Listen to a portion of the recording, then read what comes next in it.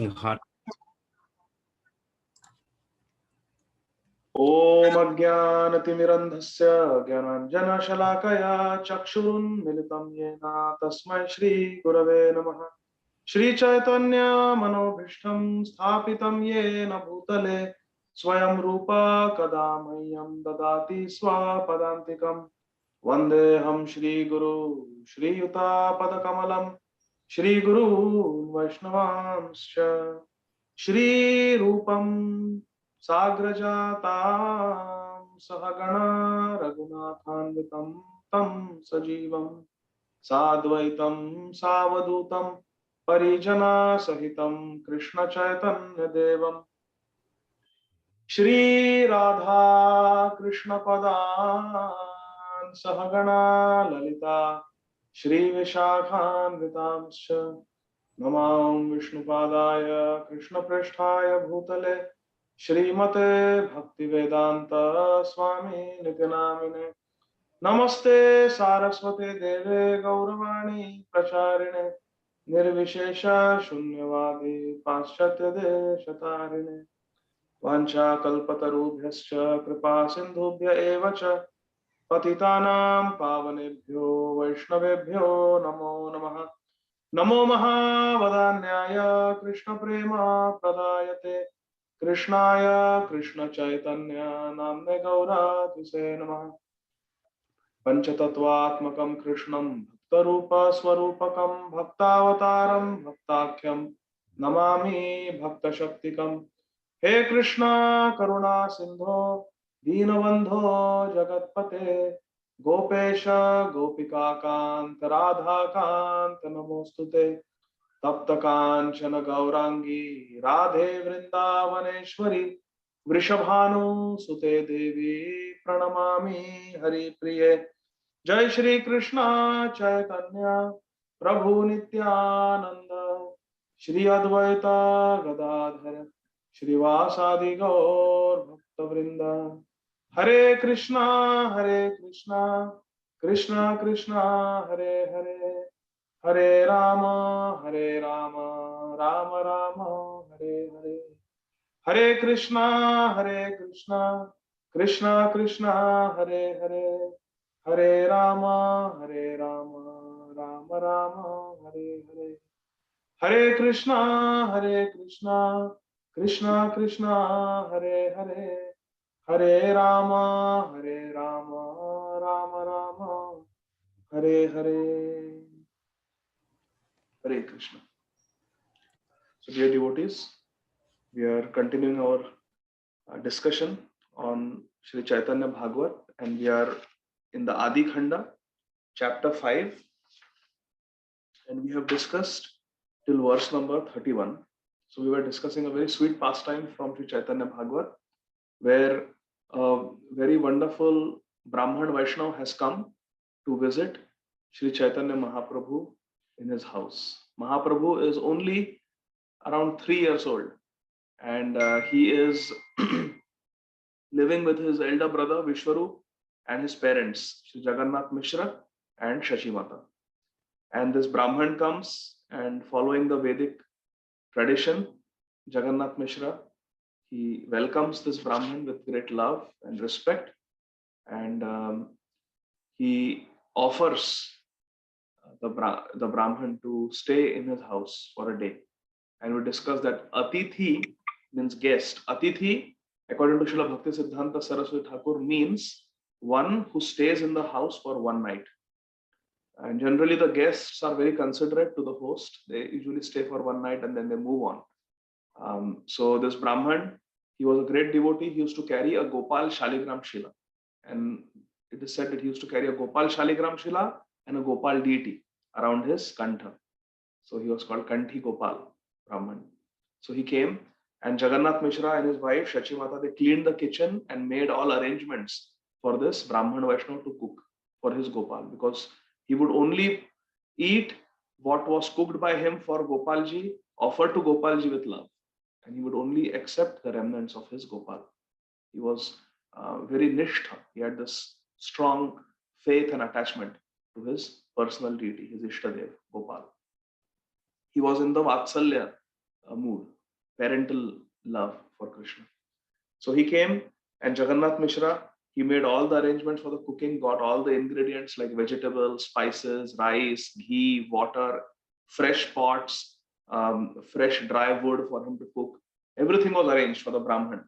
And Jagannath Mishra with folded hands said, please cook, offer it to your Gopal, eat prasad, and stay with us tonight and enlighten us in Krishna consciousness. That was the custom. The Brahmins would be fed very nicely, and then they would sit and speak Harikatha to the Grihasthas. So the Brahmins would not just take hospitality from the Grihasthas, but they would give something in return, something much more valuable. And what is that? Krishna consciousness. Because these sadhus were very learned in the scriptures, and through their bhajan, they were very deeply realized. These sadhus are not ordinary souls. And such sadhus exist even today. There are sadhus who have seen Krishna personally. Very, very great sadhus. So we must, when we go to the holy dham, we must seek the association of such great sadhus. So we'll continue reading from verse number 32.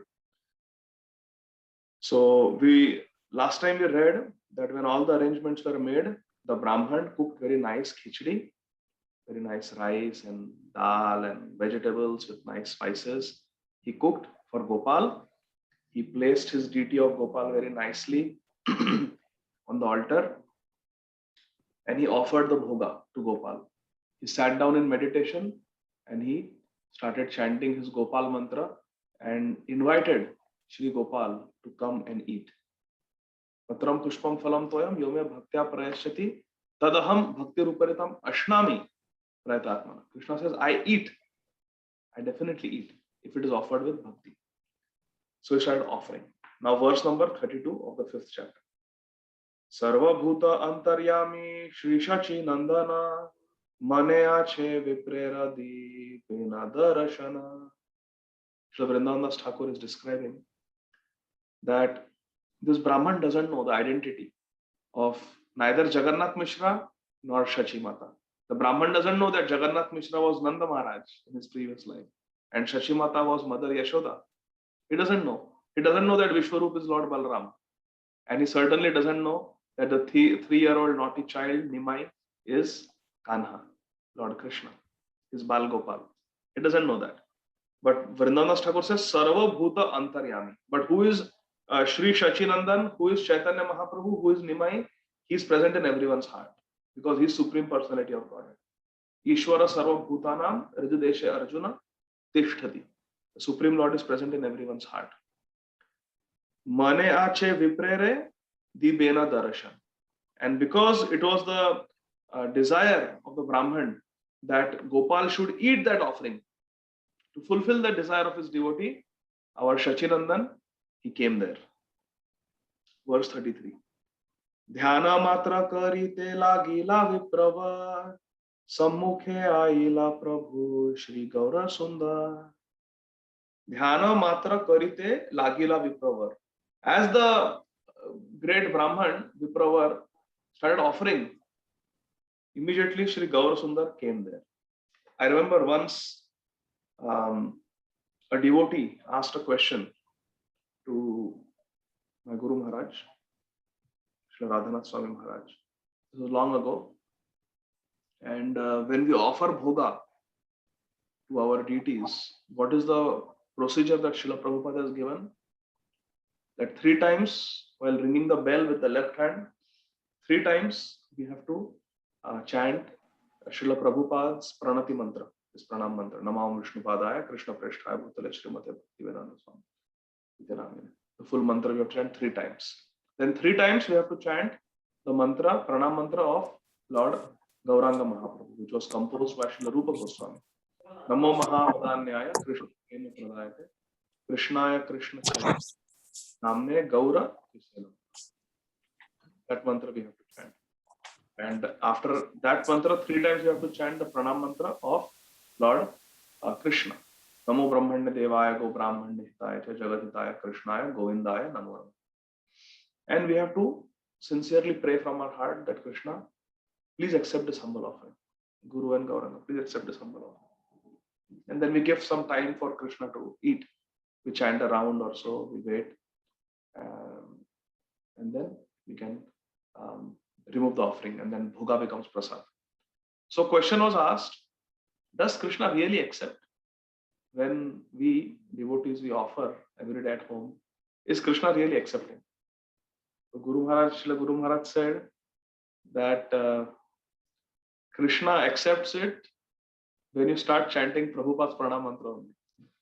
You don't even have to chant Gauranga Mahaprabhu's mantra and Krishna's mantra and wait 5 minutes. As soon as you chant the name of a very dear devotee of Krishna, his pure devotee, Srila Prabhupada, Namam Vishnu Padaya Krishna Prishtaya Bhutale, Srimate Bhakti Vedanta Swami Nityanam, and you say this and Krishna has already accepted. Such is the love of Krishna for his pure devotee. It is said that when Lord Narasimhadev he kills Hiranyakashipu, he's going to kill Hiranyakashipu day after tomorrow on Narasimha Chaturdashi. Lord Narasimhadev's appearance day is coming up, Sri Narasimha Chaturdashi, and that is on Tuesday. And that also happens to be the disappearance day of Hiranyakashipu. So it is described that when Lord Narasimhadev killed Hiranyakashipu, he wouldn't let go. He wouldn't let go of Hiranyakashipu. Even after he was dead, he kept holding on to him. Our Acharyas explain why Narasimhadev was holding on to Hiranyakashipu.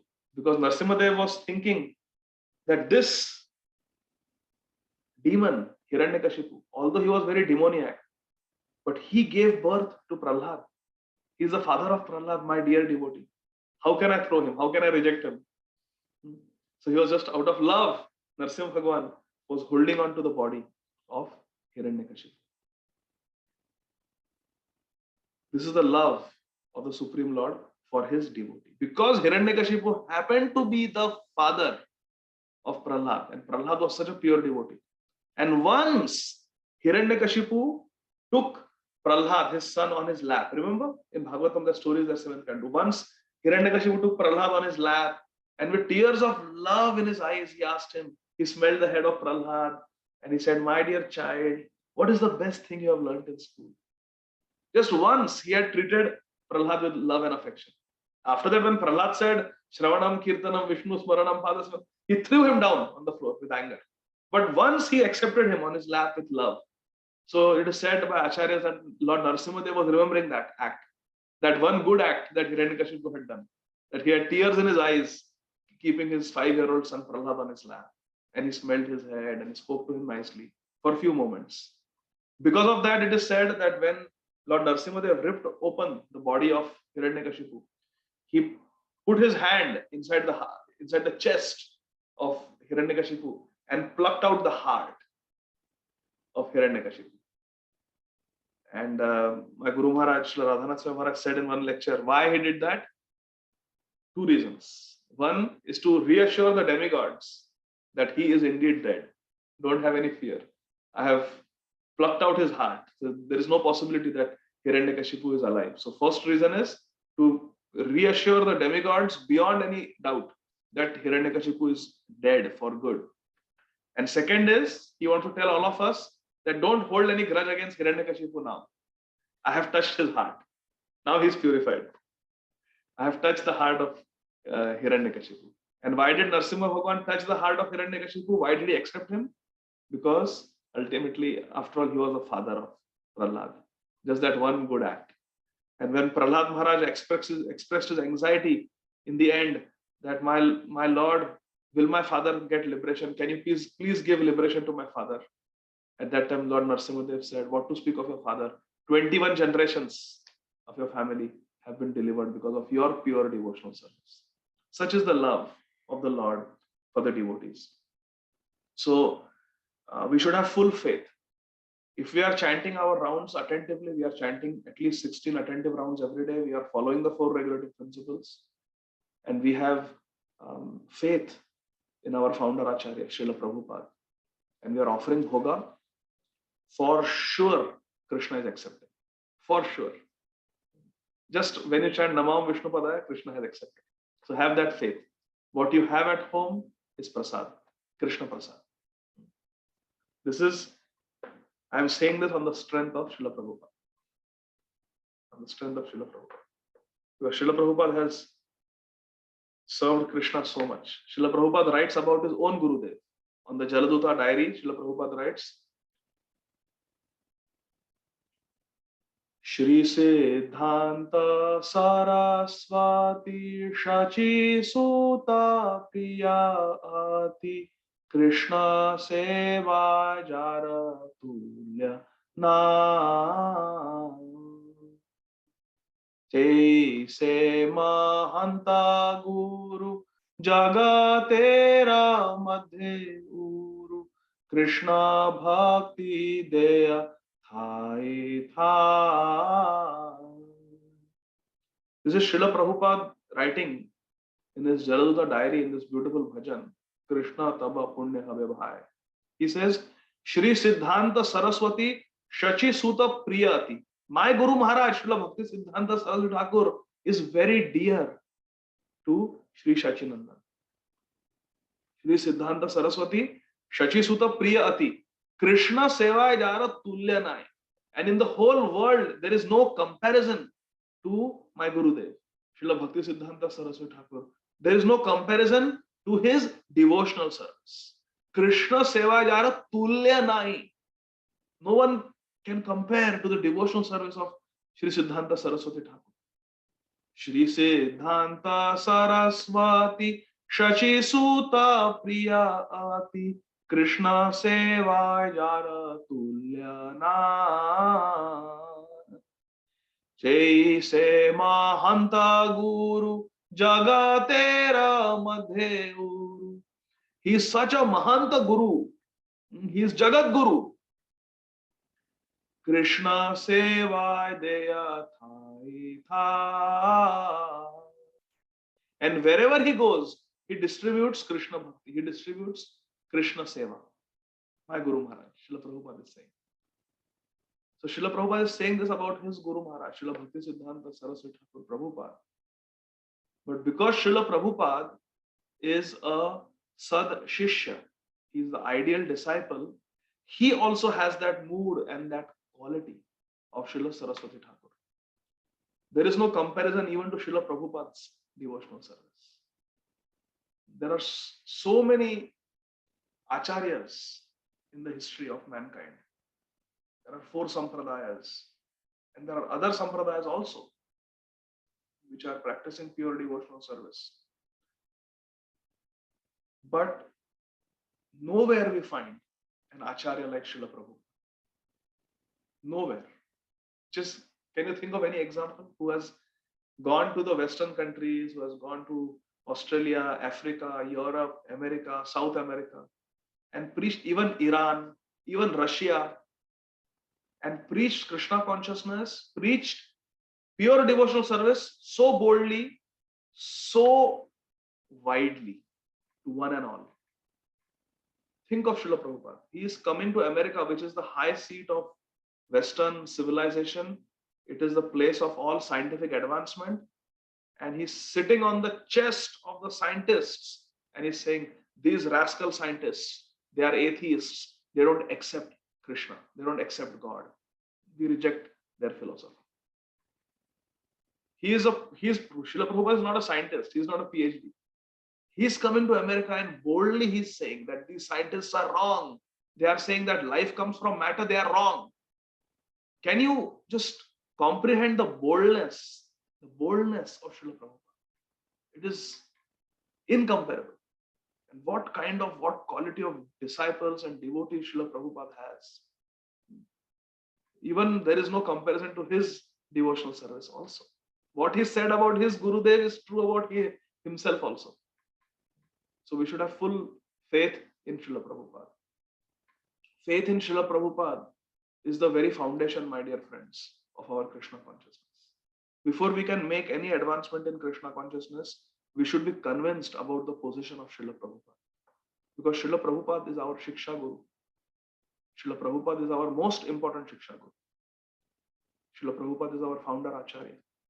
Everything that we do, our bhajan pranali, our entire method of devotional service is what Srila Prabhupada has given us. Our morning program, our Mangal Aarti, Tulsi Aarti, Narsimha Aarti, Srila Prabhupada has given this. You don't, the Narsimha Aarti that we sing, combination of two verses from Chaitanya Charitamrita, which are from Narsimha Puran, and then Jayadeva Goswami's composition, Tavakara Kamala Vare. This is unique creation, invention of Srila Prabhupada. So therefore, Srila Prabhupada is Prabhupada. He changed the course of history. He changed the course of history. This Hare Krishna Mahamantra, he has distributed so widely, given us books to distribute and deities to worship. Such a wonderful mission Srila Prabhupada has given. So we have to deeply think, who is Srila Prabhupada? What is Srila Prabhupada's glory? What is Srila Prabhupada's position? And we have to be completely convinced about Srila Prabhupada. Then we can have faith in our Guru Maharaj, our Diksha Guru, who is a disciple or grand disciple of Srila Prabhupada. So really, our foundation is to deeply understand, not just because everyone is saying Jai Prabhupada, all Guru Srila Prabhupada. No, we have to deeply consider, who is this personality? Who is Srila Prabhupada? We should study Prabhupada Leelamrit. Every devotee must read Srila Prabhupada Leelamrit, written by Srila Satswarup Goswami Maharaj. Very wonderful book. It is as important as Srimad Bhagavatam for all of us. It is as important as Bhagavad Gita for all of us. It is as important as Chaitanya Charitamrita for all of us. So on the strength of Srila Prabhupada, we should have faith that what we are having, our deities that we are having at home, Gaur-Nitai deities, or all the deities that we have, and we offer, as long as we are chanting at least 16 rounds every day, we are following 4 regulative principles strictly. And we are humble, we are not criticizing devotees. What we are offering is prasad. Of course, Krishna will accept it. Because Srila Prabhupada has served Krishna so wonderfully. He has preached the glories of Krishna. Mahaprabhu's desire was that everywhere the holy name should go. Prithivite yate acha nagar adi gram sarvatra prachara hoive mora naam. Jare dekho tare kaho Krishna upadesh, amara jai guru hai tara ei desh. Throughout, Mahaprabhu is instructing, spread this, teach about Krishna. And Srila Prabhupada did that in an unprecedented way. So there is no doubt that Srila Prabhupada is Sachi Suta Priya Ati also. He is also very dear to Sri Sachinandan. So, Dhyana matra karite lagila vipravar samukhe aila Prabhu Shri Gaura Sundar. As soon as the Brahman started meditating on Gopal and praying to him to come and eat, Shri Gaura Sundar came there. And now Shri Gaura Sundar, who was hardly 2-3 years old, his description is given. Dhula Maya Sarva Anga Murti Digambar Aruna Nayana Kara Charana Sundar. Dhula Maya Sarva Anga. His entire body was covered with dhul, dust. Murti Digambar. And he was completely naked. Digambar means completely naked. He was not wearing any clothes. In India, this is the tradition. Very small children, they sit naked. Those who are hardly 2-3 years old, they sit naked. I remember when we were small children, in the summer season, this season, there used to be a lot of mangoes. So we also had a mango tree in our backyard. And then we used to pluck the mangoes when they were ripe. And then we used to take a big ghamela, big pot with all mangoes in it. And all the kids, neighborhood friends, we would all sit around that big pot of mangoes. And all of us used to be Digambar. All of us used to be naked, because when you eat that mango, all the mango pulp falls on your clothes, and the clothes will get soiled. If the clothes get soiled, mommy will beat that you are spoiling the clothes. So we used to remove all our clothes and sit and eat till our tummies became like this. We used to eat mangoes. I think all of those of you who grew up in India must have had this experience of eating mangoes without clothes as children. Because of course, now the detergent is very powerful. In those days, mango stains would not come off from the clothes. Once you stain them with mango, then that's it. So kids play naked like that in India. Small kids, 2-3 years old. And Aruna Nayana, his eyes were reddish like the rising sun. Very beautiful. And Kara Charana Sundar, and his hands and feet. Kara means hands, Charana means feet. Sundar, very beautiful. Very beautiful. Hasiya viprera anna laiya shri kare ekagrasa khaile na dekhe vipravare. Hasiya, smiling and laughing, little Gaur Sundar, he came and with his hand, he took one handful of rice and ate it. So the Brahman is sitting in meditation requesting Shri Gopal to come and eat. And here this little toddler comes and starts eating. Terrible toddlers, they say in America. Eka grasa khai lena, dekhe vipravar. And as soon as he ate one handful, he was munching and enjoying the rice. The Vipra opened his eyes because he heard that sound of someone eating. He opened his eyes and he saw. Haya haya kari bhagyavanta Vipra dake, anna churi kari leka chanchala balake. He screamed, hi, hi. So Srila Bhakti Siddhanta Saraswati Thakur translates that as, alas, alas. In English we say, oh my God, what is happening? What is happening? Anna churi kari lena chanchala balak. This chanchala balak, this very restless child, he has stolen the rice that I made for Gopal. Anna churi kari lena. He cried out loudly. As soon as he cried out, Jagannath Mishra came there. Asiya dekhe na Jagannatha Mishravar, bhata khaya hase Prabhu Shri Gaura Sundar. Jagannath Mishra came there running when he heard the Brahman scream. And what did he see? He saw his own son, Shri Gaura Sundar, who was bhata khaya hase. He was laughing, hase, and bhata khaya. He was eating that rice, smiling happily. क्रोधे मिश्र धाई आया ये ना मारी बारे संभ्रमे उठिया विप्र धरी लेना करे. With great anger, Krodhe Mishra, Jagannath Mishra became very angry at his son because he spoiled the offering of the guest. So he he rushed behind Gaur Sundar to catch him and punish him, chastise him. But as soon as this Brahman, he saw that Jagannath Mishra is running after this little toddler to catch and punish him, he immediately got up and ran after Jagannath Mishra. So now imagine, little Gaur Sundar, he's 2-3 years old, he's scared that his father is angry with him. So Gaur Sundar, Nimai ran, behind him Jagannath Mishra is running to catch him and punish him, and behind Jagannath Mishra, the Brahman, Vipra, he's running to catch Jagannath Mishra. Vipra bole Mishra tumi, bada dekhi arya, kona gyana bala kera mariya ki karya. This Brahman, he caught Jagannath Mishra from behind and chastised Jagannath Mishra. Because this Brahman was a sannyasi, he was traveling, mendicant. So he was at a higher position than a grihastha, being in the renounced order of life. So he chastised Jagannath Mishra. He said, what kind of Arya are you? You are trying to punish that little boy? What will you gain by punishing this little boy? Don't do that. ভালো মন্দ জ্ঞান যার থাকে মারি তারে আমার শপথ যদি মারহ উহারে. ভালো মন্দ, ভালো means what is right and manda means what is wrong. জ্ঞান যার থাকে মারি তারে. Only one who can distinguish between what is right and what is wrong should be punished. Hare Krishna. This is a very important principle. Only one who can distinguish between what is right and what is wrong should be punished. But a child who doesn't know what is wrong, what is right, what is the point in punishing the child? Educate the child. Tell the child what is wrong, what is right. So next time the child will not do. Don't beat him like that out of anger. Amara shapat jodi mara uhare. I don't know how to say that in English, but in Hindi we say, tumhe meri shapat hai, mat maro.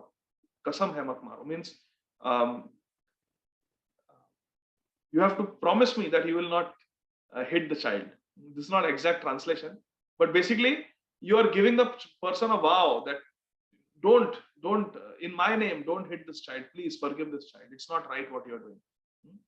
So this Brahman, he forbade Jagannath Mishra from hitting the child. Vipra bole Mishra dukha na bhavika mane, ye dine ye habe taha Ishvara se jane. But Jagannath Mishra was feeling very bad that you are my guest. As my guest, it is my duty to make sure that your Gopal is well fed and you are well fed. And I have failed in my duty as your host. My son has spoiled, ruined your offering.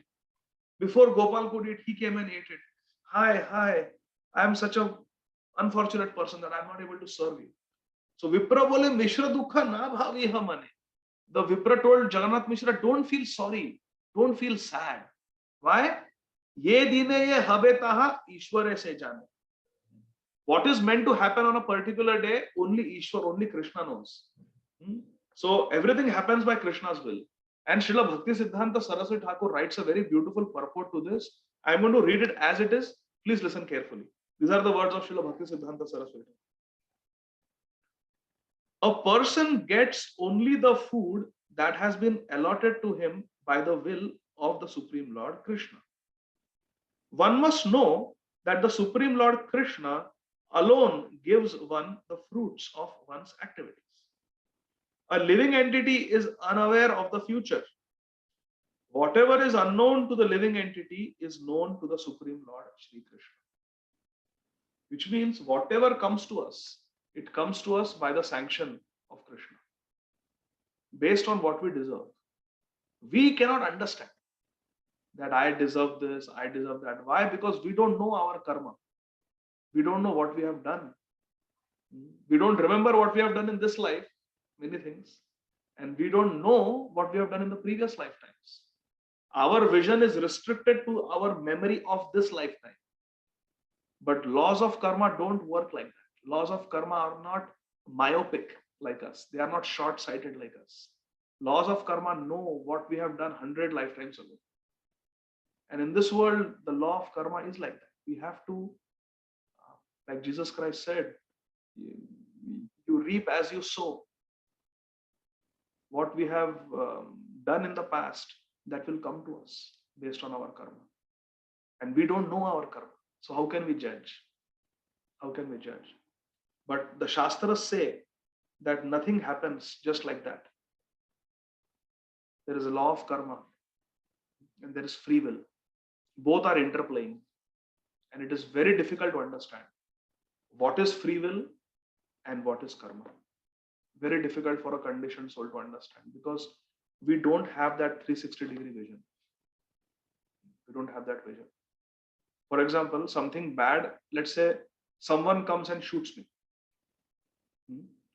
So now, is it my karma or is it the misuse of free will by that person? Terrorists, they come and they bomb a city or they crash an aeroplane and so many people die. We don't know. We don't know whether it is a misuse of free will of those terrorists, which it is. And what is karma? We don't know. Now, the interesting thing is, which I've heard from great souls, this is very interesting. Suppose someone has karma to face. Let's say someone is supposed to get a laceration on the knee. Someone is supposed to fall and get a wound on the knee. That is their karma because they have done something bad.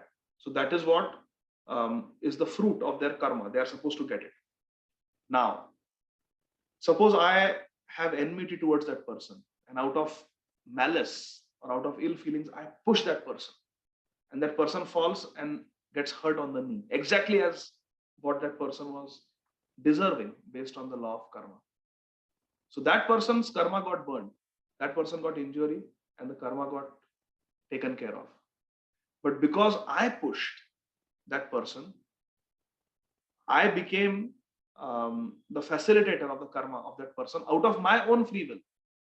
I may be implicated and I may be responsible for that. Because I cannot say that, oh, that person deserves because of karma to get that injury and I just facilitated it.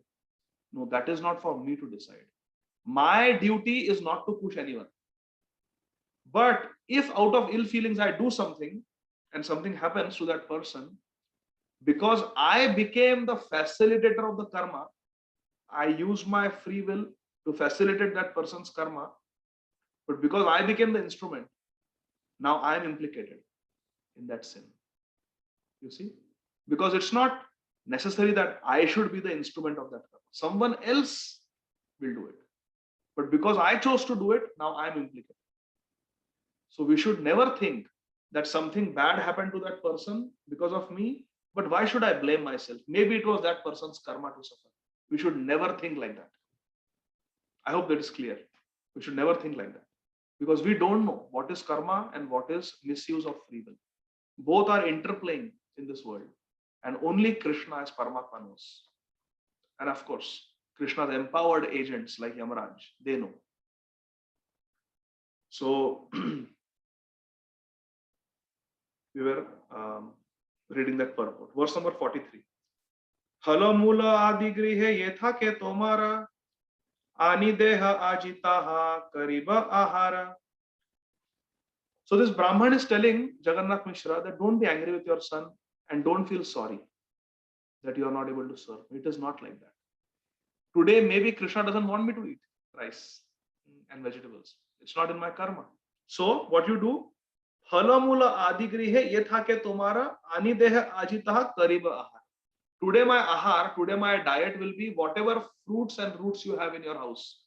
Root means radish or carrot, and fruits means whatever, apple, coconut, mango, banana. Whatever fruits you have, just give me those fruits and roots. And that will be my ahar, that will be my diet for today. Please. And whatever is there in your house, you give. Don't go out asking. Because that is what Krishna wants. See, this is called satisfaction. This is called santosh. Satisfaction is very important. Krishna really likes his devotees to have a sense of satisfaction. In the afternoon class, we were discussing about santosh. Krishna says in Bhagavatam that I love devotees who are satisfied. Whatever comes, because there is law of karma. There is law of karma. So, in our medical terms, we use, all of you must be knowing this. Whenever a patient is in pain, we want to understand how severe that pain is. So if we ask the patient, is your pain mild, moderate, or severe? That's a very subjective question. The patient may say, mild, moderate, severe. It's a little confusing. So we have a scale. On a scale of 0 to 10, please tell me how severe your pain is. 0 means no pain, and 10 means the worst pain you have ever had in your life. How bad is the pain now? We ask like that on a scale of 0 to 10. The patient will say that, well, doc, I think it's 8 on 10, like that. So then we understand, it becomes a little bit more objective for us. So I was recently serving. I will tell the name. Very great Vaishnav in our movement. His Holiness Jayadvaita Swami Maharaj. And he was having some health problem. And I asked him, Maharaj, please, can you tell me on a scale of 0 to 10, how bad is the pain? You know what reply Srila Jayadvaita Maharaj gave me? He said, Adigadadhar Prabhu, I deserve 10 on 10 pain, but my pain is only 4 on 10. Hare Krishna. This is a Vaishnava who really has internalized our philosophy, our Siddhanta, that we deserve a devotee. Of course, this doesn't apply to Srila Jayadvaita Swami Maharaj. He's such a great soul, lifelong brahmachari. He is one of the senior most sannyasis in our movement. More than 5 decades of unwavering service to Srila Prabhupada and to the entire society of Vaishnavas.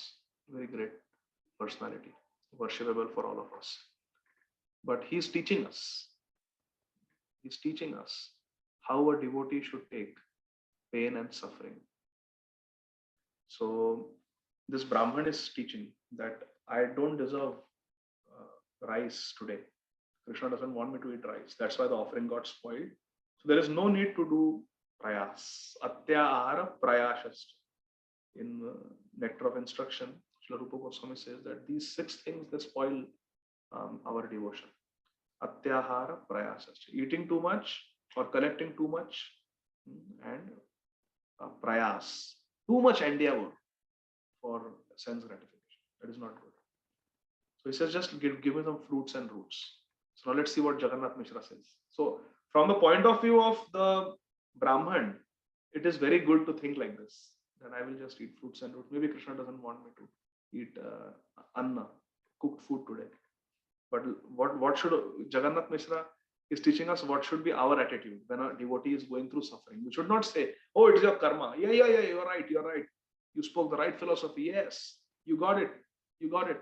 That's the philosophy. It's because of your own karma. Yes. No, we should not think like this. When a devotee is suffering, we should not think, oh, it's your karma. Just face it. No. We should have empathy and we should have sympathy for devotees. So Jagannath Mishra is saying, Mishra bole more jadi thake bhritya gyan, arabara paka kara tori dehasthan. Mishra bole more jadi thake bhritya gyan. If you consider me to be your bhritya, if you consider me to be your servant, then arabara paka kara kari dehasthan. Please cook one more time. If you consider me to be your servant, please don't give up. Please cook one more time. I promise you, I will make all arrangements. I will provide ingredients. I will clean the kitchen and I will take care of my son. I will make sure Nimai doesn't spoil your offering again. Please. Grihe ache randhanera sakala sambhar puna paka kara tabe santosha amar. Puna paka kara tabe santosha amar. I will have satisfaction, santosh, if you puna pak, if you cook again. Grihe ache randhanera sakala sambhar. And I will give you all the ingredients required for randhan, for cooking. Balite lagila jato ishta bandhugan ama sab chahita bekar randhan. As soon as Jagannath Mishra spoke like this to the Brahman, Vaishnav, all the friends of Jagannath Mishra, all the neighbors, all the friends of Jagannath Mishra, they also spoke in favor of Jagannath Mishra. Yes, please be merciful to us. Ama saba chahi. We also all want that you should Karaha Randan, you should cook again. Please. To make all of us happy, please cook again. Vipra bole jai icha toma sabakar kariba randana sarva thaya punarbar. So Brahman gave it. He said, all right. If that will make all of you happy, then to make you all of you happy, I will cook all over again. Which means, as devotees, we should aim to please the Vaishnava community. We should our meditation should be, is the Vaishnava community pleased with my services? Because we can know Krishna is pleased when the devotees are pleased. Krishna is pleased when the devotees are pleased. It is said that my spiritual master Srila Radhanath Swami Maharaj says, if you love the devotees, then Krishna will love you. And if you love Krishna, then the devotees will love you. It is like that. You see, why do we love Pankaj Angri Prabhu? Why? Why do we love Pankaj Angri Prabhu? Why did we cry when he left us? Why did we pray for him?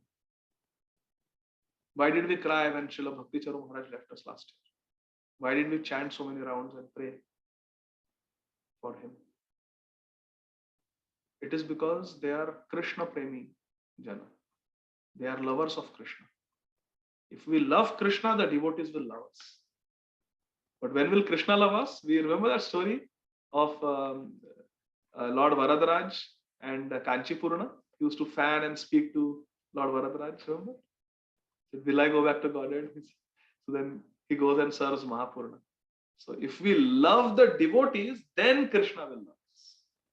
If we love Krishna, devotees will love us. If we love the devotees, then Krishna will love us. We should always aim to make the devotees happy. So Brahman said, if it makes all of you happy, then I will cook again. Even though I don't want to cook, but I will cook if all of you want. Harisha haila sabe viprera vachana. Harisha haila sabe viprera vachane sthana upas karilena sabe tadakshane.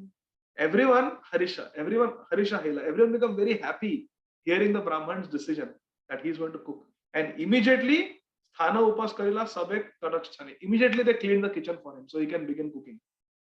Randhanera sajja ani dile na tvarite chalile na vipravara randhana karite. They quickly assembled all the ingredients, all the vegetables, rice, everything, and vipravara randhana karite. And the greatest Brahman, the Brahman Vaishnava, he began to cook the second time. Now see, my dear friends, in those days, it was not like cooking today, that you have got different masalas already ground, ready-made, the rice is already polished, and the dal is already extracted and washed and everything, and you just have turn a knob and the fire comes out, and then you just put the rice, boil the water. You can adjust how high the flame is, and pressure cooker and 3 whistles and the rice is done, and then you just throw in some tadka. It's not like that. In those days, you had to take the spices, you have to grind them manually. You have to, the rice was all, not polished rice like we have today, and it would take longer to cook.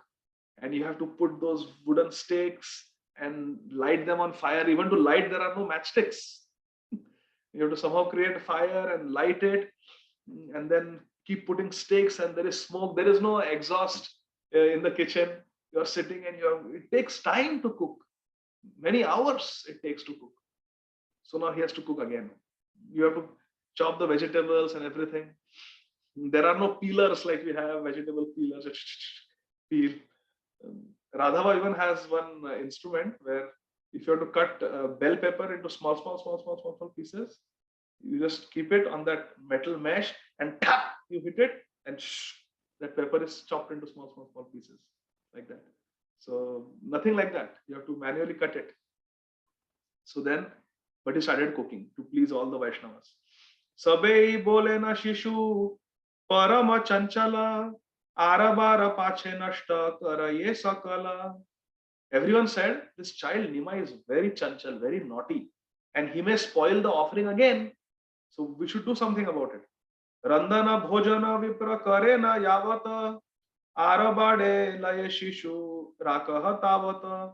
Until and unless this Brahman Vaishnava has Randana bhojana vipra karena, until and unless he has cooked, offered and eaten Krishna Prasad, let us make sure that we keep this boy with us in our vision. So, Tabe Shashi Devi Putre Kole Takariya Chalile na Arabadi Prabhure Laiya. So what did Shachi Mata do along with all her friends? Shachi Mata had many friends in the neighborhood. Shachi Mata and all her sakhis, all her friends, she picked up. She picked up this Nimai, little Nimai, and went to a neighbor's house. So only Jagannath Mishra is there with Vishwarup in the house and this Brahman, and Shashi Mata and Nimai, they went to one of the neighbors' home. Why? So that there is no disturbance for the Brahman. Sabanari Gana Bole Shunare Nimai Emata Kari Yakive Prera Anna Khai. So now the Brahman is cooking again in the house. Jagannath Mishra is sitting there assisting. Vishwarup is there. And in the neighbor's house, Nimai has gone with Shachi Mata and all her friends. Now all these ladies, what are they going to do with the cute little Nimai? They are going to play with Nimai. So what do? They start teasing Nimai. They say to Nimai, Sabanari Gana Bole, all the ladies, they told little Nimai, Shuna re Nimai, Emata Kariya Kive Prera Anna Khai. Listen, Nimai, you have eaten the rice of that unknown traveling Brahman. Hasiya bole na Prabhu Shri Chandra Vadane Amara ki dosha vipra dakila apane. Nimai says, little 2-year-old, 3-year-old Nimai, he looks at all these mothers and he says, what is my fault that I ate? He invited me to eat. That is why I ate. Little Nimai tells all those ladies and Shachi Mata that because he invited me. Hasiya bole na, he smiled and he said, Shri Chandravadana, his moon-like face, he spoke, Amara ki dosha, what is my fault? Vipra dakila apane. The Vipra called me to eat. That's why I ate. Sabai bole na aye nimai dhandati kikari ba ebe ye to mara gela jati kothakara brahmana ko kula ke bachine tara bhat khai jati rakhi ba ke mane. Everyone is teasing. All these ladies are teasing Nimai. They say, oh little Nimai, this unknown Brahman, we don't know where he came from, we don't know who his parents are, we don't know what his jati, his caste is, we don't know what his background is, we don't know how he lives, what he does. Unknown Brahman has come. He's cooking in your house and you are eating what he cooked. I think, little Nimai, I think you have lost your caste. I think you are no more a Brahman now because you ate food of an unknown person. You have lost your caste. They are teasing him. Now little Nimai is going to reply, Hasiya kahe na Prabhu ami e Gopal Brahmanera anna ami khai sarvakal. Nimai says, Amita Gopal. Little Nimai says, I am Gopal. I am the caretaker of cows. And eating food from the Brahmins is my eternal Leela. I always eat food given by Brahmins. So Krishna is referring to 10th canto of Srimad Bhagavatam, where Balram and the friends, they all went and they begged food from those Brahmins who were performing the yajna. And then the Brahma Patnis, their wives came and gave all the offerings. So Krishna is, Nimai is referring to that pastime. Yeah, it is my pastime. I always eat food cooked by Brahmana because I am a Gopal. How can a Vaishya, a Gopal, lose the caste by eating from a higher class of Brahman? Not possible. ब्राह्मणेरा अन्य की गोपेरा जाति जाए एतबली हासिया सबरे प्रभु चाहे. Nimai looked at them and said, how can I lose my caste by eating from a Brahman? छले निज तत्व प्रभु करे न व्याख्यान तथापि न भुजे के है न मायतान. छले निज तत्व प्रभु करे न व्याख्यान. Here Nimai is doing Vyakhya. He is explaining his Nija Tattva, that yes, I am Nimai, I am Gaura, but I am Gaura Gopal. I am also Nandanandan Krishna, and it is my pastime to eat from the homes of the Brahmins. But no one could understand by the influence of Tathapi na bhuje ke. Nobody could understand. Why? Because Hena Mayata. Because they were all covered by his internal potency, Yoga Maya. Sabei hasena suni Prabhura vachana vakshahite edite ka haro nahi mana. Everyone laughed at this explanation that Nimai is giving, that I am a Gopal. They are looking at this little boy. He is the son of a Brahman, Jagannath Mishra and Shachi Mata. And he is saying, I am Gopal, I take care of cows and I eat food given by Brahmins. Oh, they could not understand. They were just laughing at his childlike innocence. Hasiya jaye na Prabhu ye jana rakole sei jana ananda sagar majhe bole. So now they had to spend time with Nimai because they didn't want Nimai to go home until the Brahman had finished eating. So what they were doing, they were all joking with Nimai like this. Everyone was cracking jokes with Nimai, and they would crack jokes and then pass on Nimai to another Mataji. And then she would keep Nimai on her lap, joke with him, and then pass on to another. But it is said that whoever lap he sat on, they did not want to part with Nimai. Sei jana ananda sagara majhe bule. Why? Because anyone on whose lap Nimai would sit, that mother would drown in an ocean of bliss. Ananda sagare. She would drown. She wouldn't want to part with him. Sei vipra punarbar kariya randana lagile navasiya karite vedana. In the meantime, Vipra punarbar kariya randana. The Brahman Vaishnav again cooked second time, and lagilena vasiya karite nivedana. And then he was doing nivedan. He was requesting the Lord to come and eat. So now again, so Nimai is in the neighbor's house playing with Sachi Mata and all the mothers. And in his house, the Brahman has finished cooking. Now he's again offering Naivedya to the Lord, offering the bhoga to the Lord. Dhyana bala gopala bhavena vipravar janilena gaura chandra chittera ishwar. Dhyane bala gopala bhavena vipravar. In his dhyan, in his meditation, the Brahman Vaishnav, he is inviting Bala Gopal to eat. But janilena gaura chandra chittera ishwar. But Gaura Chandra, because he is Ishwar, Ishwar Sarva Bhutana Mridudeshe Arjuna Tishtha, he is present everywhere in everyone's heart. He understood what is the chitta of this Brahman, that he wants me to eat. He is calling me. I am that Gopal. Mohiya sakala loka ati alakshite aile na viprasthane hasite hasite.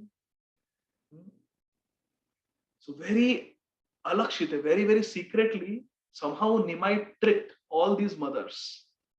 Each mother thought that Nimai has gone to another lady. Everyone thought. And Nimai just disappeared from there. And very secretly, he sneaked back into his own house where that Brahman was making the offering. By his illusory potency. Mohiya sakal loke. Mohiya means by his illusory potency. His Maya Shakti bewildered everyone. And Ailena viprasthane hasite hasite. Smiling, little Nimai came in front of the Vipra, that Brahman. Alakshite ekamushti anna laya kare khaiya chalila prabhu dekhe vipravare.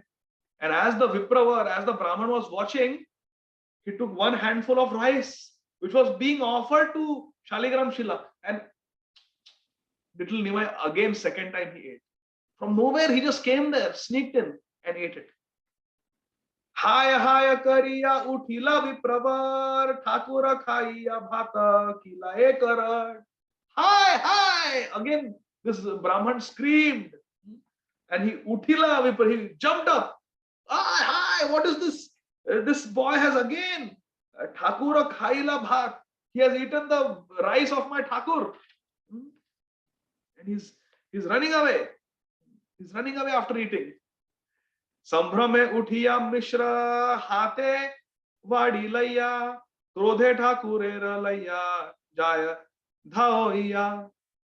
Now, suddenly, as soon as this Brahman started screaming, hi, hi, this Nimai has taken my rice again, immediately Jagannath Mishra this time picked up a stick in his hand, and he started chasing behind Nimai, and Nimai was running, and Jagannath Mishra was running behind him. Mahabhaye Prabhu palaila ek ghare, krodhe Mishra pache thaki, tarja garja kare. Very fearful, little Nimai ran inside one room in the house. And Jagannath Mishra chased behind him. Little Nimai was cornered now. He had nowhere to run. He entered a room and Jagannath Mishra also ran in after him, ready to punish him. And he was screaming Tarja Garja in anger. Mishra bole aji dekha karo tora karya, tora mate parama abodha ami arya. I am an Arya. I am a cultured Brahmin. And you are considering me to be a fool, little Nimai. You are making a fool of me. My guest has come. He is serving his Gopal Shaligram Chira, and you are spoiling the offering. I had told you not to do it. Still, you are disobedient. I must punish you. Hena maha chora shishu kara ghare ache etabali krodhe mishra dhaya prabhu pache. As Jagannath Mishra ran behind little Nimai with great anger, सबे धरी लेना यत्न करिया मिश्रे रे, मिश्रा बोले एड़ा जी मारी मुंह उहारे. All the friends of Jagannath Mishra, all the neighborhood, the men, the friends of Jagannath Mishra, they grabbed Jagannath Mishra. Stop, stop, don't hit him, don't punish him, leave him, leave him. They tried to restrain him. And Jagannath Mishra said, leave me, today I have to punish him, I have to punish him. He's not letting me do my Atithi Dharma, I must punish him. सबई बोले ना मिश्र तुम्ही तो उदार उहारे मारी आंखों न साधुत्व तोमार. They are saying, Mishra, you are very udar charitra, you are very broad-minded, and you are a sadhu. And kona sadhutva tomar, where is your sadhutva today? Where is your saintliness? You are a saint. Where is your saintliness? Why you want to beat a little child? Bhala manda gyana nahi uhara sharire parama abhodaye amana shishu mare. He doesn't know what is right or wrong. Don't beat him. It is our mistake that we could not engage him and distract him. Mari lei ko navashi khibe hai namnae, swabhave shishura chanchala mati hai. They are saying the child will not learn simply by beating him out of anger. The child will not learn like that. Children are by nature restless. So this is very important, my dear friends. Sometimes we punish out of anger, but that punishment is not very good. It is not sanctioned by scriptures. Punishment can be given with an intention to elevate. You see, Narad Muni punished Nala, Kuber and Manigriv. He told them to become trees, cursed them to become trees. But that led to their elevation. Because they were just doing sense gratification, they were being very disrespectful to the sadhus. And by Narad Muni's punishment, they were uplifted. They became pure devotees. So punishment, this is very important. Please remember this point. Punishment should be given to uplift others. Punishment should not be given to cause pain. Because when we give punishment to cause pain, we are doing it out of anger. That is not sanctioned by the Shastra. Punishment can be given by a person in authority with the intention to elevate the consciousness. So punishment should only be given to elevate, not out of anger. आथे व्याथे आशीषे थायथिक ब्राह्मण मिश्रेर धरिया हाथे बोले न वचन. बालकेर नाही दोष सुन मिश्र राय, ये दिने ये हबेता हई बारे छाय. So the Tairthika Brahman, the traveling mendicant Brahman, Mishrera Dhariya Hate. He held the hand of Jagannath Mishra and Bolena Vachan, and he spoke that Balakera Nahi Dosh. It is not the fault of your balak. It is not the fault of little Nimai. Shuna Mishra Raya. My dear Jagannath Mishra, listen to me. It is not the child's fault. What is it then? Ye dine ye habe taha hai bare chahe. Whatever has to happen will happen on a particular day. And it is said in Hitopadesh, Srila Saraswati Thakur quotes, Yad abhavi na tad bhavi, bhavi che na tad anyatha. Yad abhavi na tad bhavi. What is abhavi? What is not meant to happen? Na tad bhavi. It will not happen. What is not meant to happen will not happen. And bhavi che na tad anyatha. And what is meant to happen will definitely happen. Will definitely happen. So, Aji Krishna Anna nahi likhe na amare, sabe ei marma katha kahi loi tomare. Aji Krishna Anna nahi likhe na amare. Today Krishna doesn't want me to eat. I'm telling you this. That's why my offering is getting spoiled, because Krishna doesn't want me to eat today. I'm telling you this. Don't punish your child. Your child is not responsible. So in this way, the Brahman again tried to pacify Jagannath Mishra and told him, don't punish your little child. It is not his fault. It is my destiny. I am not destined to eat today. Anna. So with this, it is 9 o'clock. With this, I will stop and we will continue this beautiful story again next Sunday, Krishna Vilim at 8 p.m. Eastern time, next Sunday. So Jagat Guru Srila Prabhupada ki jai, Shri Gaur Nitai ki jai, Shri Chaitanya Bhagavat ki jai, Srila Vrindavan Das Thakur Mahashaya ki jai. Thank you very much. Nitai Gaur Premanandi, Hari Hari Bol. There are 3 questions. So I think Rakesh Prabhu had raised his hand first. So Prabhu, I'm going to, you can unmute Prabhu and you can ask your question. Hare Krishna. Hari Babuji. Hare Krishna. Prabhuji, I remember I was very sick in Mayapur, and one devotee, your god sister, she given me CD of Maharaj Yatra in South India. And in that Yatra, Maharaj explained about Varadaraj Swami. It was so wonderful. I forgot my sickness and I was enjoying actually. So when you told, I remember, but I have forgotten the past time. It's beautiful.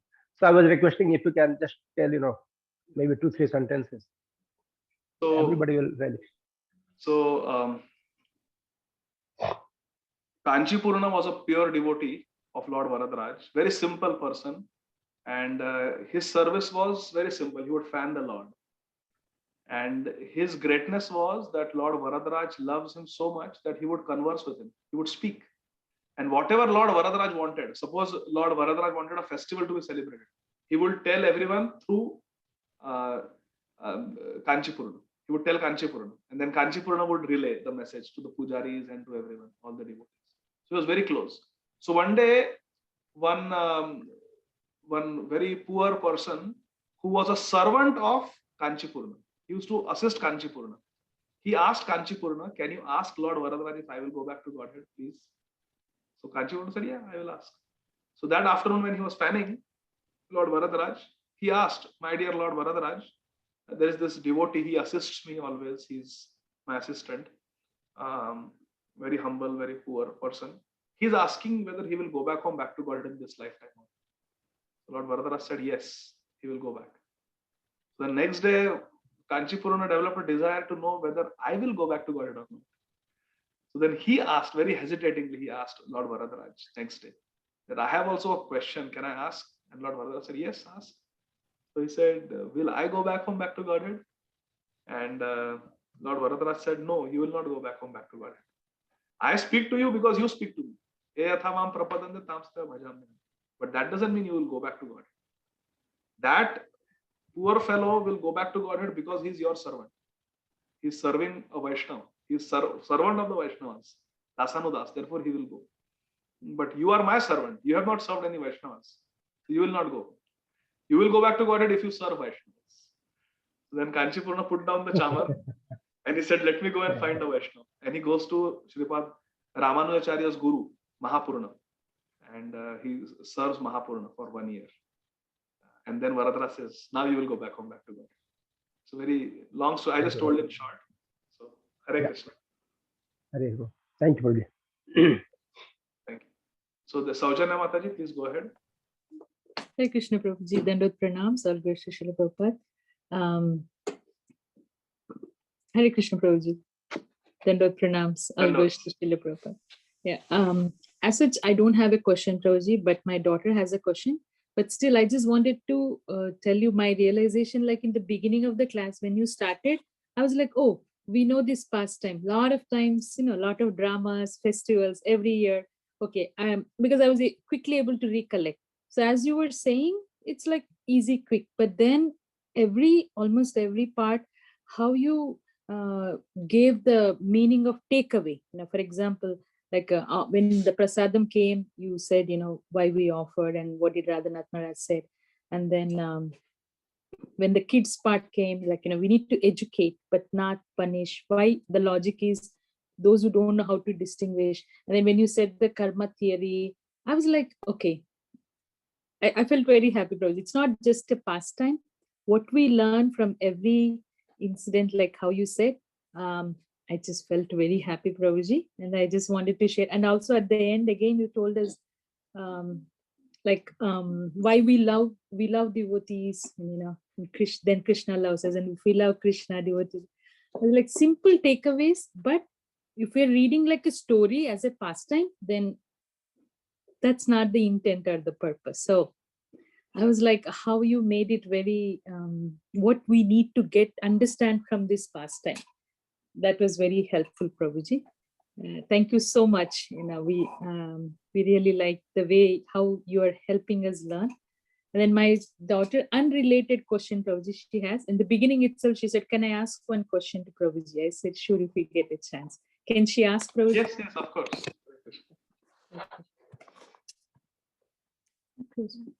Hare Krishna. Hare Krishna Prabhuji, Dandot pranams, all glories to Srila Prabhupada. Dandot pranam, Jai Srila Prabhupada. My question was, let's say someone, like if someone has like a meat store, or if someone sells like bad things like meat or like bad things as in that, and let's say all the money they earn from that store, if they want to donate it to a temple or like a devotional place for Krishna, is it considered okay to donate like that, or is it not good to donate money that's been earned from like things, from selling things like that? Very nice question. What is your name? Prajna. Rachna? Prajna. Prajna. Prajna. Very nice name also. So, if it is a devotee who is selling meat and earning money, then that is not good. That devotee should immediately stop. But if it is someone who is not a devotee of Krishna, and they are selling meat and they are earning money, and they want to donate to Krishna, then Krishna can accept it. Krishna will accept it. Krishna can accept anyone's offering. It can be used in Krishna's service.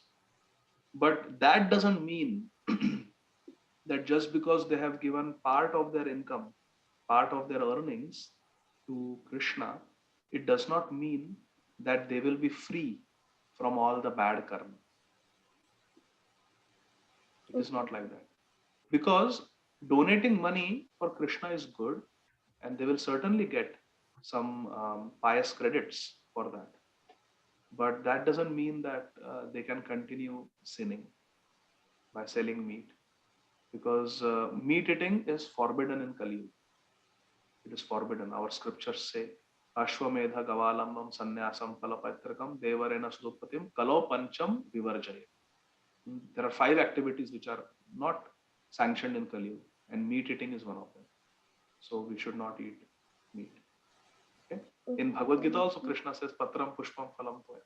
He doesn't say Andam, Matsyam, Masam, doesn't say eggs, fish, and meat. It says Patram Pushpam Phalam Toya. Flowers, fruits, leaves.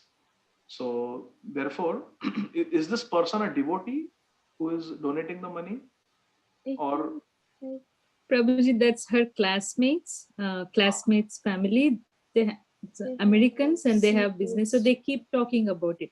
So she comes home and tells me, so what they're doing is wrong, but still they're living by selling that. How do we take it? Then this question came up in her thinking, so she wanted to ask. Yeah, so they can donate, and definitely they will get pious credits for that. But ultimately, they will get real benefit if they stop selling meat. Because see, you can, for example, we can take a bath and become clean, right? But if we immediately after bath, if we again go in a very dirty, dusty, muddy place and we become dirty, then what is the result? We are again dirty. Even though 5 minutes ago we took a bath, but now again we are dirty. So one can donate to Krishna, but if they are continuing to sell the meat, every day they are getting bad karma. So immediately they become contaminated. So therefore they have to stop. For example, if there is a tap in your kitchen and it is leaking water and the water is falling, and you take a tissue and you wipe it dry. But unless you stop the leak, it is going to remain wet, isn't it? Because water will keep leaking. So the solution is not to wipe the water that has collected, but the solution is to somehow stop the leakage, close the tap so that no more water will leak. So donating and doing pious activities is like trying to wipe the leakage dry, but that is not the solution. Immediately again it will become wet because the leak is continuing. We have to stop the sinful activities. In Bhagavad Gita, there is a verse called Ye to antagatam papam jananam punya karmana te dvandva moha nirmukta bhajate mam dridhavrat. You find this verse. This is your homework. Ye to antagatam papam jananam punya karmana. If you cannot find, you take help from mummy. Okay? And mummy can message me on WhatsApp if there is any help required. But you find this verse. Te tu antagatam papam jananam punya karmana te dvandva moha nirmukta bhajate mam dridhavratam. That if we want to become Krishna's devotees with great determination and with a fixed mind, then we have to become sinless. We have to stop sinning. Therefore, Srila Prabhupada said we have to follow the principles. No meat eating, no intoxication, like that, no gambling. So therefore, we have to be careful. So you read that verse. Srila Prabhupada writes a very nice purport to that. It is important that we stop our sinful activities. But you can encourage your friends if they want to donate, then that is nice. They can donate now. There are so many people in India and other countries who are suffering from COVID. So they can donate. They can donate to the temples. They can donate to Mayapur, which is Chaitanya Mahaprabhu's place. They can do pious activities. But by associating with you, a nice little Vaishnavi like you, I pray that very soon they give up their meat selling business and do something else. Okay? Okay. Hare Krishna. Thank you for Hare being Krishna. so thoughtful and thinking of how to help your friends. Very good. Thank you, Prabhuji. Prajna means good intelligence. Yeah, You have I that. think so. Have that. Very good. Hare Krishna. Thank you, Prabhuji. Hare Krishna. Thank you, Prajna. Hare Krishna. Thank you, Prabhuji. Hare Krishna. Hare Krishna. Parima Mataji, then Vatsala Mataji. Yes, Parima Mataji, please go ahead. Hare Krishna, Prabhu, what a wonderful class. Thus, please accept my humble obeisance and all glories to Srila Prabhupada. Prabhu, you were talking about facilitating the karma.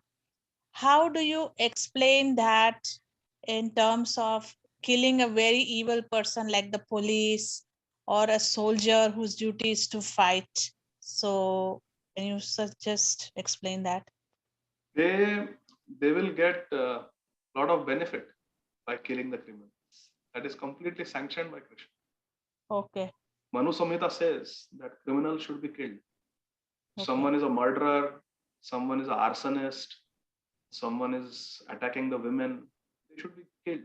There is no sin. In fact, you get pious credits by doing that. Okay, And you are Prabhu. helping the criminal also.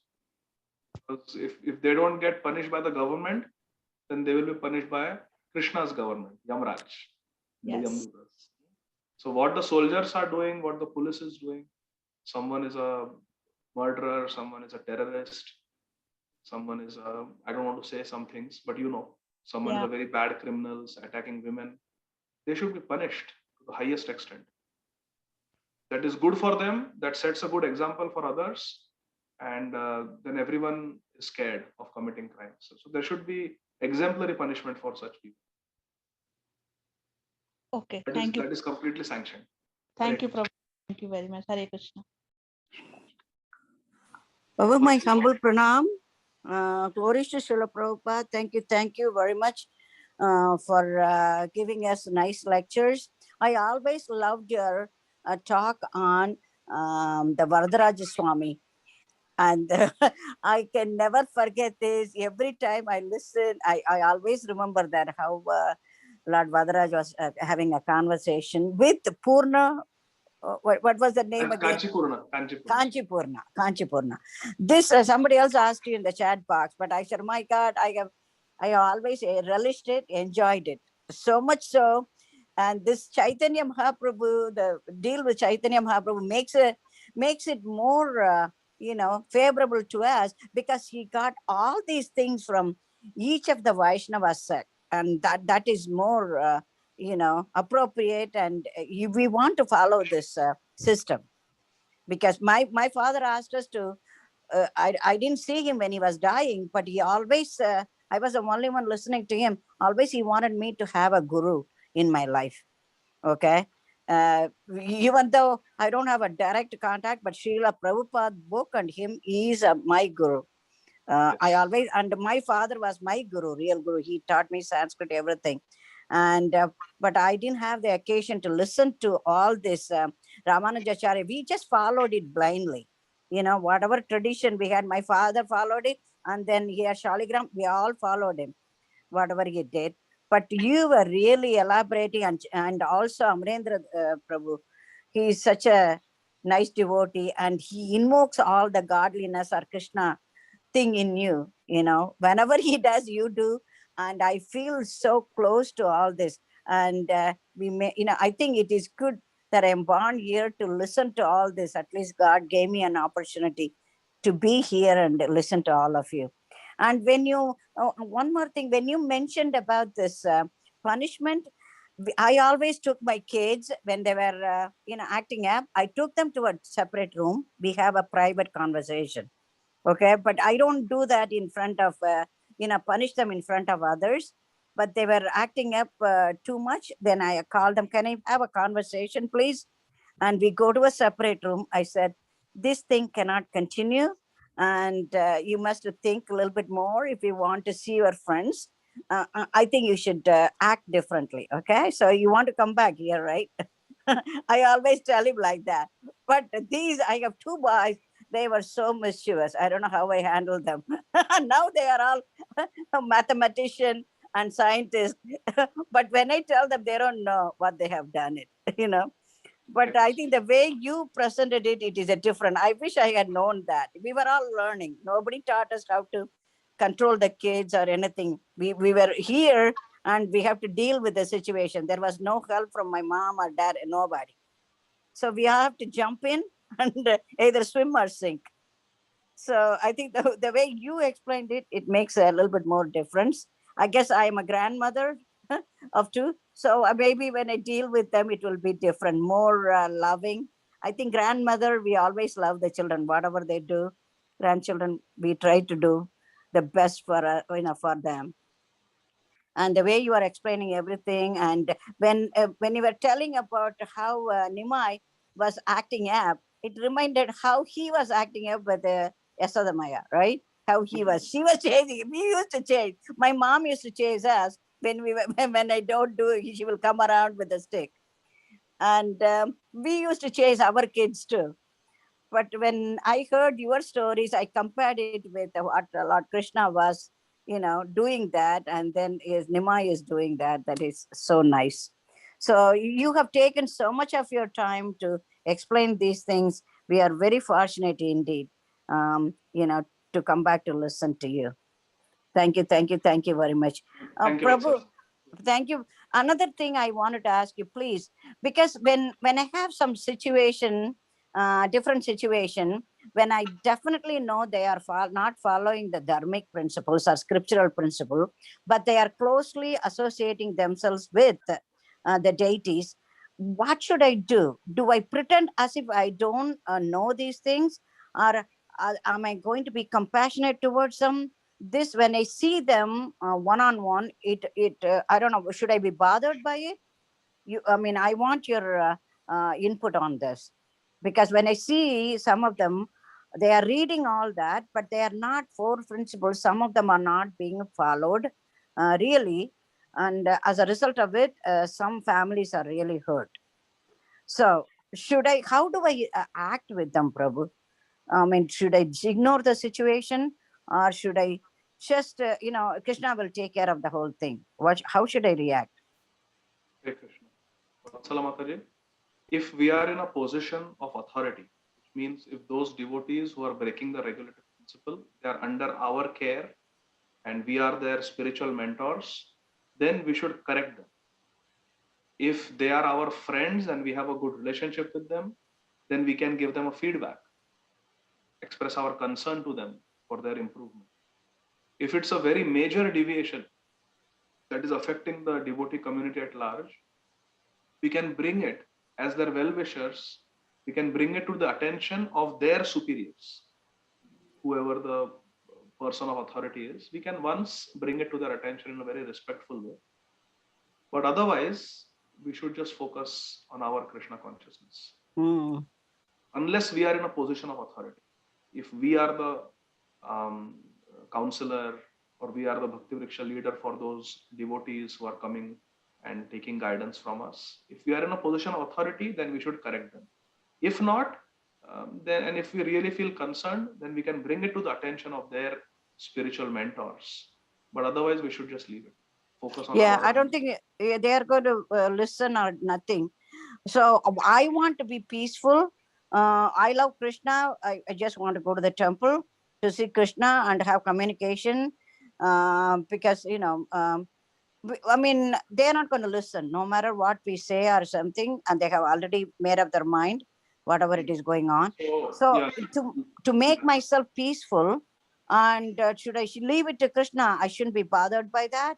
What we should do, Mataji, is, because life is short, we should focus our attention on devotees who are good examples.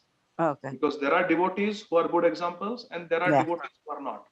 So if we focus on devotees who are not, then we ourselves will be contaminated by that meditation on the faults of those devotees, and we will get disturbed.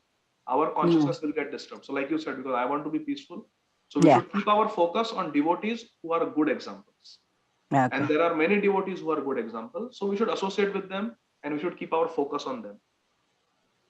So if they ask you to do devotional service or something, I'm doing it for Krishna. I'm not doing for anybody. For my association with Krishna, I do things. It's not for anybody to satisfy my ego. I don't do that. So if I just focus on that, then I'll be all right. Yes, we should have devotees in our life who are good examples. And we should be under their guidance, and we should do for Krishna, and devotees who are good examples. Okay. We need both. We need Vaishnavas also, and we need Krishna also. So we can do service for Krishna. At the same time, we should have devotees in our life who are good examples, who we look up to, who inspire us, like that. So we need both. We need Krishna and devotees. Okay, Prabhu. Thank you so much. Thank you. I appreciate it. Thanks a lot. Thank you. Thank you, Vatsal. Vamshidhari Gopal Prabhu. Hare Krishna, Prabhuji, Dandvat Pranam, all Guru Srila Prabhupada. So, Prabhuji, my question is not related to class, unrelated. Can I ask? Yes, Prabhu. Okay, so Prabhuji, like in Bhagavad Gita, chapter 8, when Krishna says that at the time of death, you should remember, like Smaran word he used in multiple places. So remembering is, since you are a doctor, I think you are the perfect person to answer this doubt of me.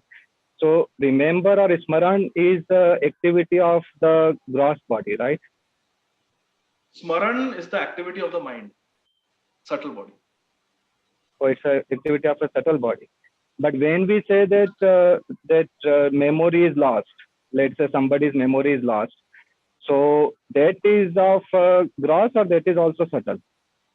So just like a computer has software and hardware, right? The gross body is the hardware and the subtle body consisting of mind, intelligence, and ahankar, false ego, Mhm. subtle body. So Mhm. if like I am sitting on this laptop, if my Mhm. keyboard is spoiled, Mhm. then I will not be able to type on the screen. Right. Why? Because the keyboard is spoiled.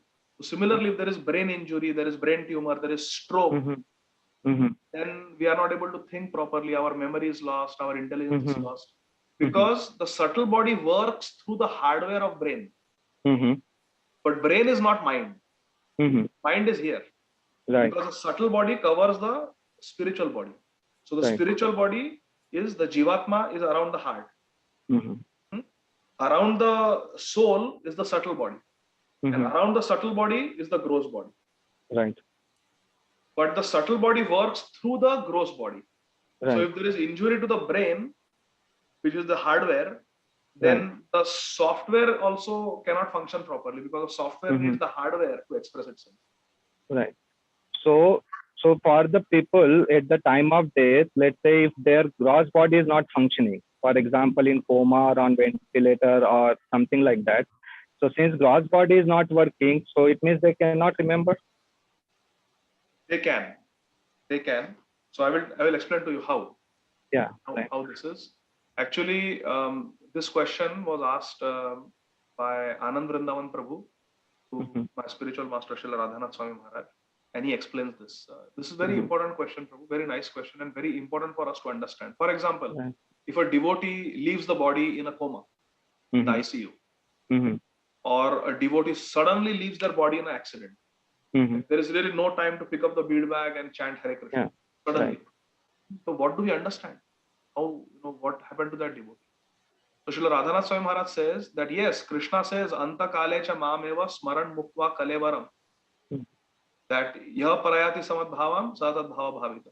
That at the time of death, one who thinks of me, that that person will come back to me. Yam yam vapi smaran bhavam kalevaram tamte vevate kaunteya sadatad bhava bhavita. It's very clear what Krishna says. But Srila Radhanath Swami Maharaj says that Krishna says this, yes. But this is not the only thing that Krishna says. Krishna also says, Janma karma cha me divyam evam yo vedi tattva tattva deham punarjanma naiti nameti swarga. One who knows my tattva, my janma, karma, my leela, that person also will come to me. Krishna also says that man mana bhavamad bhakto madhyaji mam namaskuru mam eva shashi satyante prati jane kriyasi. So it's not just at the time of death what we do, but it is what we do throughout our life. If throughout our life we have done man mana, bhavamad bhakto, madhyaji, mam namaskuru, we have worshipped Krishna, we have offered namaskar to Krishna, we are Krishna's devotees, and we are always thinking of Krishna by chanting his name, then mam eva shashi, such a person will come to. Right. So anta kale cha mam eva is not the only verse. Yeah, it's a one after. It is one. Right. But Krishna also says all these things. So a person who has done manmana bhavamad bhakto, a person who has done janma karma cha me divyam, that person also will go back home back to you. Because in Bhagavad Gita, Krishna says that there are auspicious times, inauspicious times for a yogi to leave the body. They should live during Uttarayan, during the daytime. And then at the end of that chapter, Krishna says, but this doesn't apply to a bhakti yogi. Bhakti yogi. For a bhakti yogi, everything is auspicious. Right. And the other day we were telling that story of Srila Prabhupada, who was telling that how that 4 people come to take blessing of to the sadhu. Yeah. And to the devotee, he says, Jivova Marova. Whether you live or you die doesn't matter. For a devotee, it doesn't matter. So, so this is one way of understanding. The second way of understanding is, it is related to Lord Varadaraj only, coincidentally.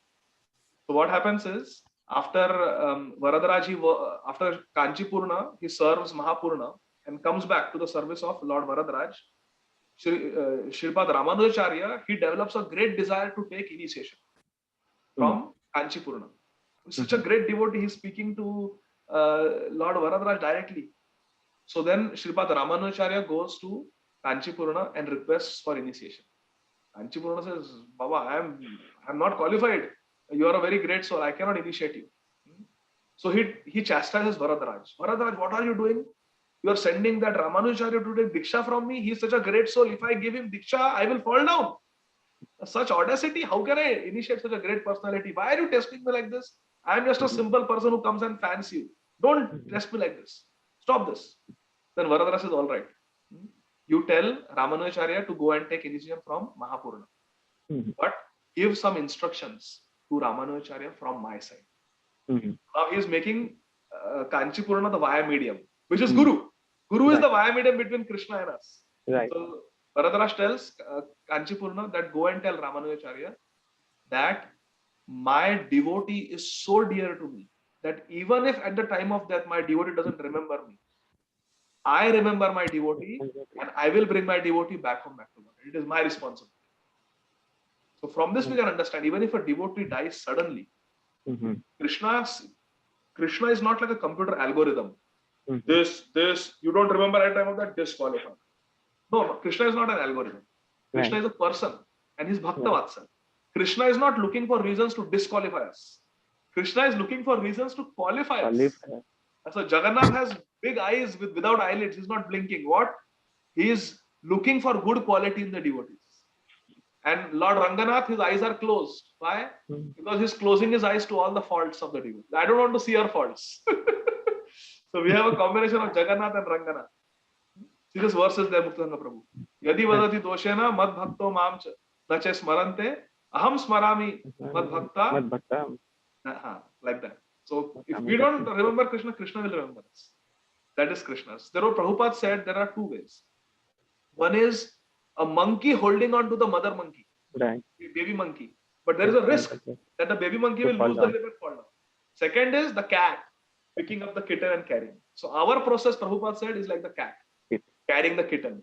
So we depend on Krishna to take us back home, not our own ability to do smaran.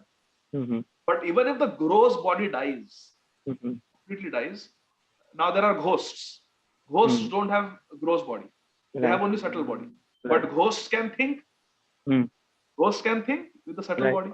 So even if our gross body dies, and now we only have subtle body, if Krishna empowers us with that subtle body, which includes the mind, we can remember Krishna.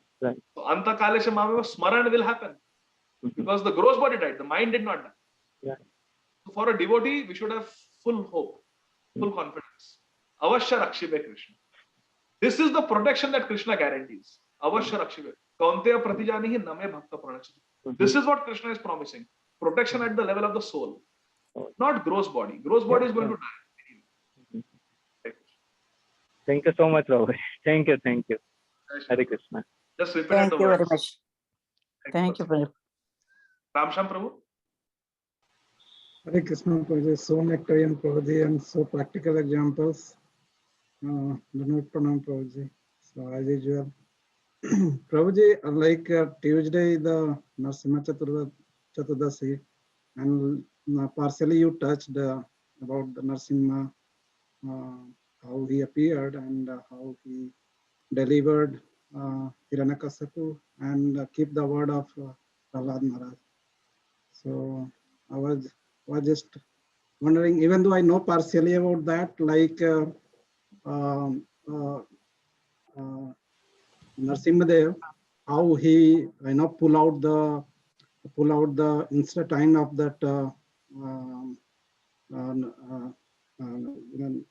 Hiranyakasipu and took the garland as a garland. Can you please put the light for the glorification of Narsimhadev so that I can know more about that? Hare Krishna, Prabhuji. Our Acharyas explain that when the Supreme Lord appears, whenever he appears, whether he appears as Lord Ramachandra or Krishna, the devotees always garland the Lord and they welcome the Lord. But when Narsimhadev appeared, nobody had the presence of mind to do that because everyone was so scared. He was so angry, so ferocious. Then Lord Narsimhadev himself garlanded himself. The Lord comes as Atithi. You have to offer him at least water to drink. Nobody offered. So all there was blood. So he drank the blood of Hiranyakashipu. And when the Lord comes, you have to offer him a place to sit.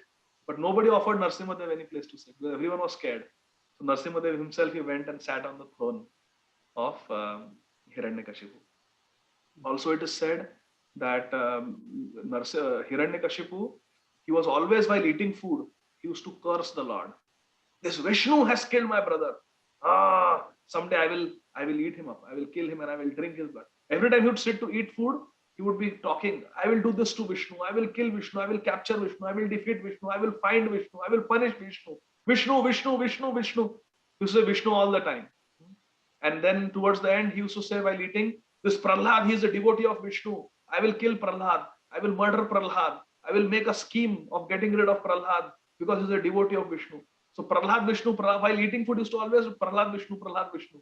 Yeah. So because he was always chanting the name of a devotee and Bhagwan while eating food, Prahlad Vishnu, the only part of his body that was pure was his intestines. Because it had all the food that he had eaten while chanting the names of Prahlad and Lord Vishnu. So to prove this to the world, the only pure part of his body was the intestine. Therefore, Narasimha rejected the body, but accepted the intestines and garlanded because it has the name of Prahlad.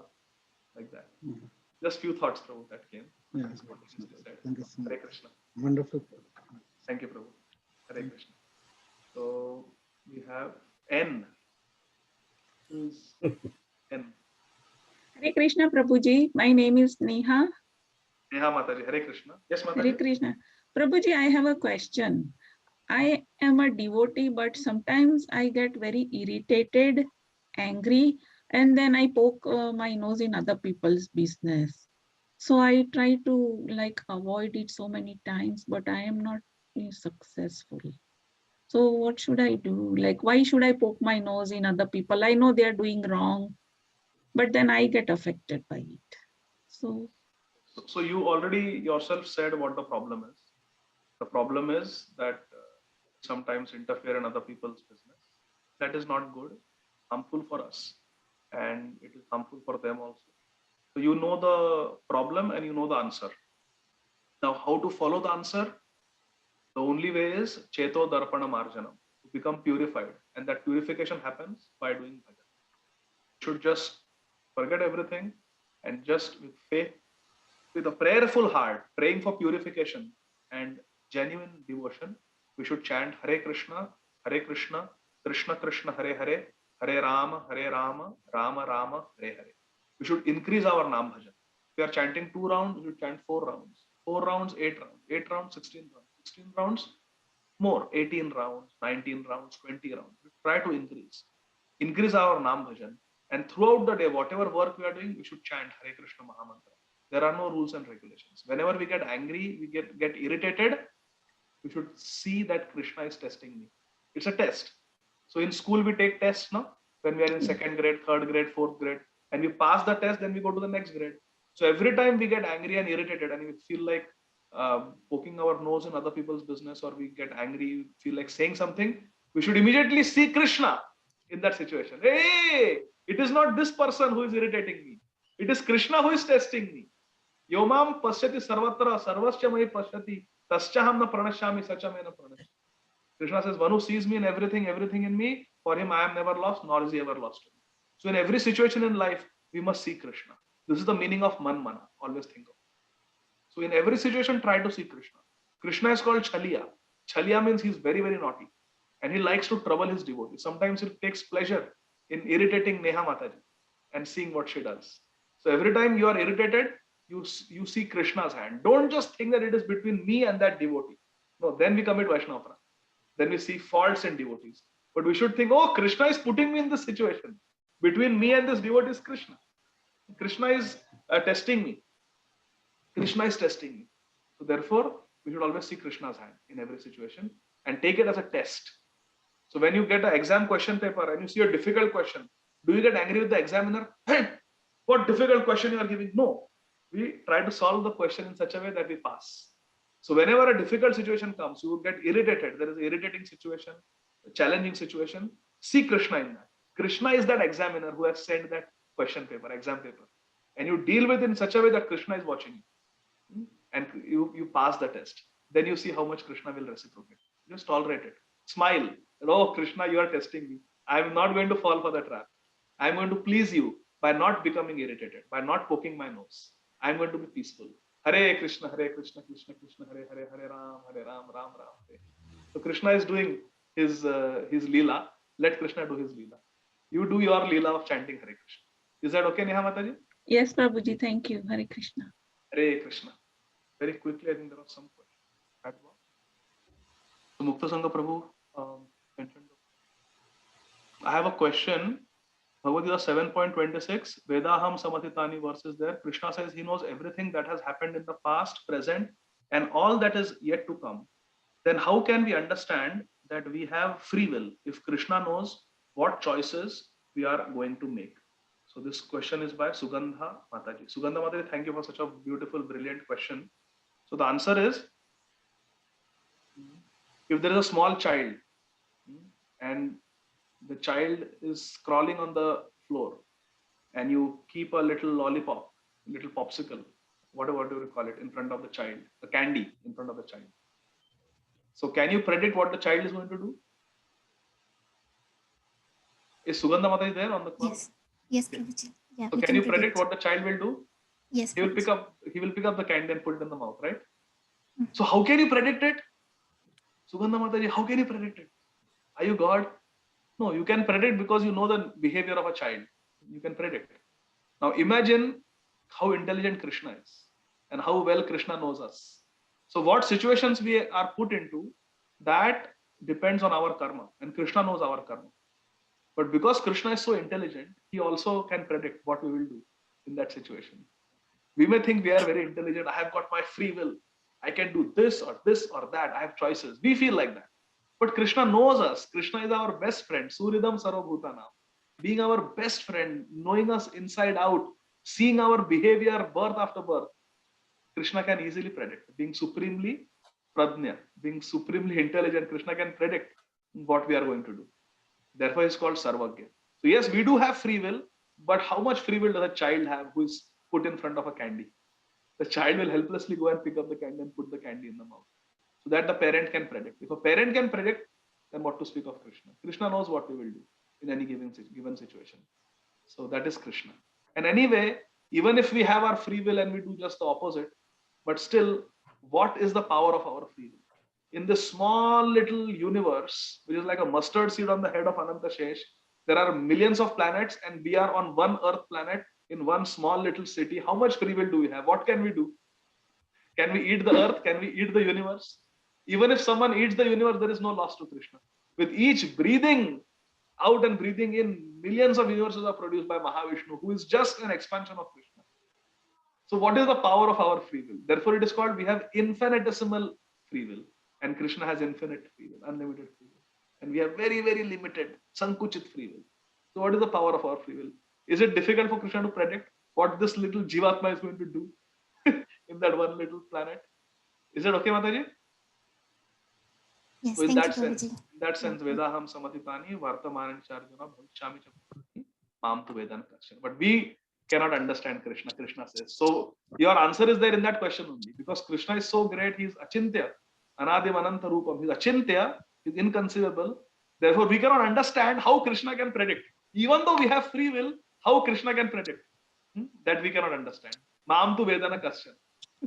That is there in that same verse, it is there. No? Mam tu Vedana Karshan. But no one can understand Krishna. So that is Krishna, the inconceivable. Is that okay, Mataji? Yes, thank you so much, Prabhuji. Thank you, Mataji. Hare Krishna. So Rakesh Prabhu, after Chaitanya Bhagavat, we can have Prabhu. Hare Hari. Thank you, Rakesh Prabhu. With this, we'll stop. Thank you very much, dear devotees. Thank you so much, Prabhuji. Very nice. Thank you so much. Thank you very much. Thank We you, enjoyed Prabhuji. it as always.